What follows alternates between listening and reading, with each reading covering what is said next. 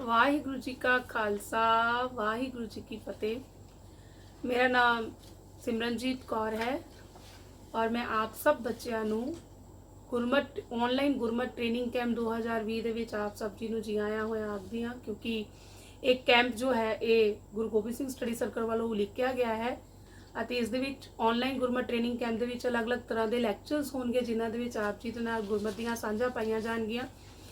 ਤੇ ਮੇਰਾ ਅੱਜ ਦਾ ਜੋ ਵਿਸ਼ੇ ਹੈ ਉਹ ਹੈ ਇੱਕ ਸਿੱਖ ਧਰਮ ਦੇ ਵਿੱਚ ਇਸਤਰੀ ਦਾ ਕੀ ਮਹੱਤਵ ਹੈ, ਇਸਤਰੀ ਕਿਸ ਤਰ੍ਹਾਂ ਮਹੱਤਵ ਰੱਖਦੀ ਹੈ, ਕੀ ਉਸ ਦਾ ਰੋਲ ਰਿਹਾ ਹੈ ਸਿੱਖ ਇਤਿਹਾਸ ਦੇ ਵਿੱਚ। ਇਸ ਬਾਰੇ ਆਪ ਜੀ ਨਾਲ ਅੱਜ ਮੈਂ ਡਿਸਕਸ ਕਰਾਂਗੀ।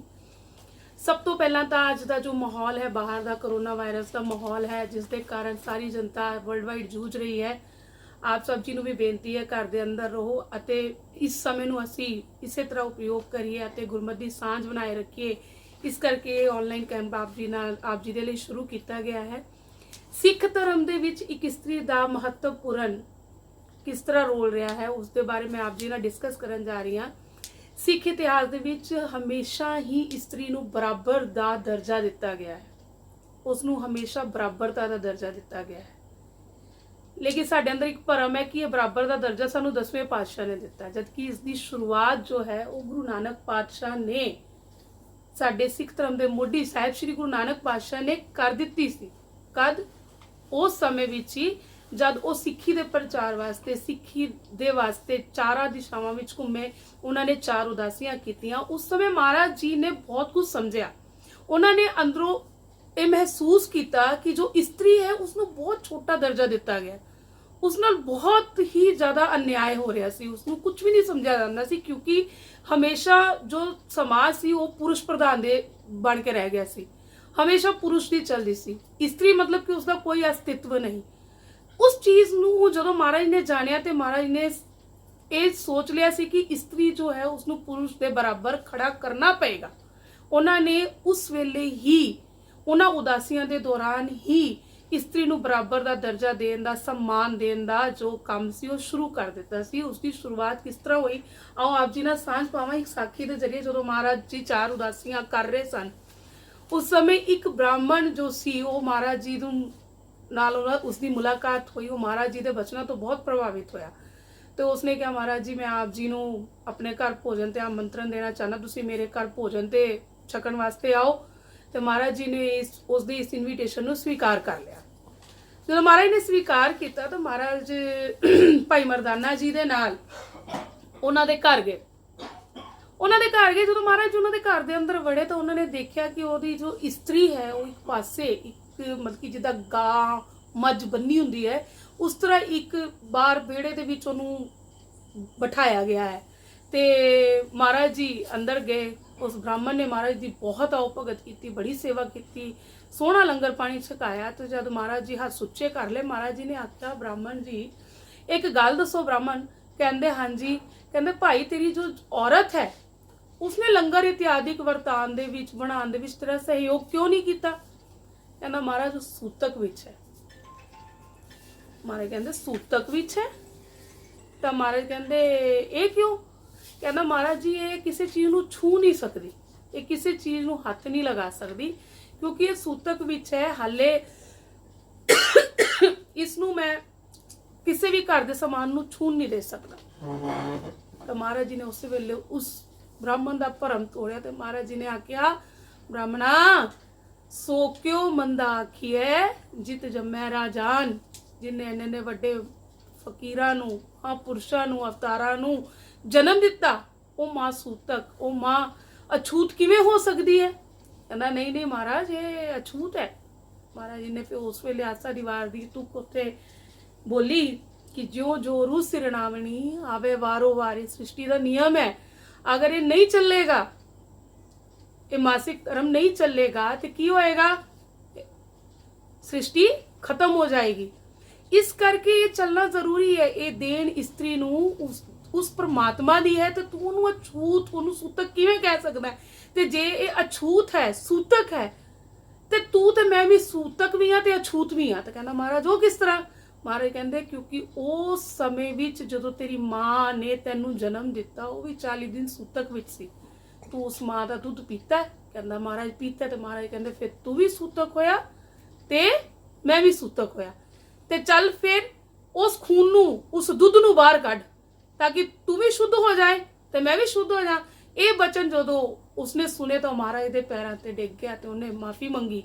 ते महाराज ने कहा कि कदी भी स्त्री नू अपने तो घट ना समझो, क्योंकि उसका दर्जा सब तो उच्चा है जिसने सृष्टि नू चला के रखा है, जिसने वड्डे वड्डे महाफकीरां नू महापीरां नू अवतारां नू जन्म दिता है।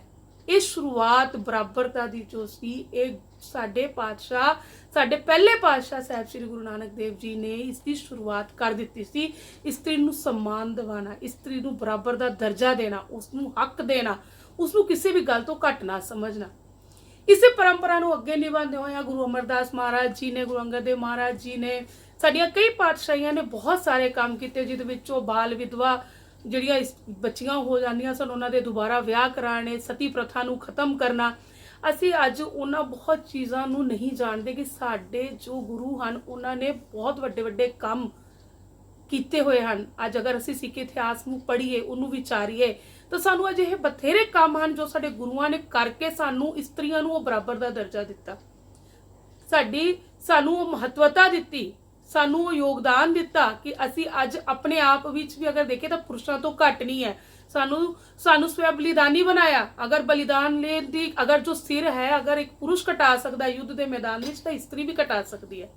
सेवा अगर एक पुरुष कर सकता है तो एक स्त्री भी कर सकती है। सिमरन साधना अगर एक पुरुष कर सकता है तो एक स्त्री भी कर सकती है। पोशाक अगर एक जिद्दां दी पोशाक सिंह पांदा है उस तरह की पोशाक स्त्री पा सकती है। ताज सिर दा ताज ओ पग ओ इज्जत अगर एक स्त्री पुरुष दे सिर ते है तो एक स्त्री दे सिर ते भी है। शस्त्रधारी अगर एक पुरुष है तो एक स्त्री भी है। ये सब चीज़ों दे विच बराबरता साडे गुरु ने सानू दिती है। असी किसी भी चीज़ दे विच पुरुष तो घट नहीं है। ये साडे गुरु ने सानू दिता है जिसते कोई भी किंतु या परंतु नहीं कर सकता। इस करके अगर इन्हां चीज़ों नू विचारीए तो अजिहियां बहुत सारियां मिसालां मिलदियां हन। साडे सिख धर्म दे विच अजिहियां बथेरियां इस्त्रियां हन जिन्हां ने बहुत महत्वपूर्ण रोल अदा किए हैं। उन्हां दा महत्व अपने आप इतिहास दोहरांदा है कि वो कितनियां महत्वपूर्ण हन, है ना। माता भागो जी अगर युद्ध दे मैदान दे विच एक पुरुष ड्रेस पा के सिर के उत्ते दुमाला सजा के शस्त्रधारी होके घोड़ा चला के अगर करोड़ों दे सिर ला सकता है तो उसी तरह माता भागो ने भी पोशाक पा के दुमाला सजा के शस्त्रधारी होके अजिहे कई मुगलों का राह रोकया है कि उस वेले जो उन्होंने शस्त्र चुके हैं अगर वो शस्त्र अज भी तुसी देखो तो नांदेड़ साहब दे विच मौजूद हैं। अज दे जो सिख हैं अज दे जो अपने जो मलकी सिंह हैं वो अज भी 15-15 20-20 सिंह घट पै जाएंगे उन्होंने एक बंदूक चुकन दे वास्ते। अजिहियां योद्धा इस्त्रियां हुई हैं जिन्होंने पुरुषों के बराबर होकर युद्ध भी लड़े अते इस दे नाल नाल अपनी कौम के हीरियां नूं प्रेरिया भी ताकि वो युद्ध दे विच खरे उतर सकन। मावां बन के अपने पुत्रां नूं हल्ला दे के युद्ध दे विच कलगीधर पातशाह नाल बराबर खड़े होने की हिम्मत भी दिती। जिस दे विच मैं अगर गल करां तो माता भाग कौर जी ने 40 मुक्तियां नूं प्रेरिया। जदों घर गए 40 जाने तो वो इस्त्रियां ही तो सन जिन्होंने उन्होंने लानता पाई कि तुसी गुरु नूं कल्ले छड्डिया। जे वो इस्त्रियां लानता नहीं पांदियां ताकि वो जो 40 सिख सन कि वो वापिस जाते नहीं जाना सी। पर उन्होंने कहा कि तुसी चूड़ियां पा लो तो असी शस्त्रधारी होकर अपने पिता नाल मैदान दे विच जूझन चल जाने। ये बराबरता सी क्योंकि कलगीधर पातशाह ने उन्होंने वो बल दिता होया सी। महाराज जी ने ये पोशाक दिती सानू बराबर दी दिती क्योंकि महाराज जी ने यह संदेश सानू दिता सी कि जिस तरह एक जंगल दे विच शेर और मेरा जो शेर है वो राजा है उसी तरह शेरनी उसकी राणी है। ते जिथे शेर ते शेरनी होवे कोसों मील तक कोई भी ओहदे कोल नहीं आंदा। इसे तरह एक सिंह दे नाल सिंगड़ी ओहदी पोशाक नाल ही सजदी है, शस्त्रधारी होके ही सजदी है।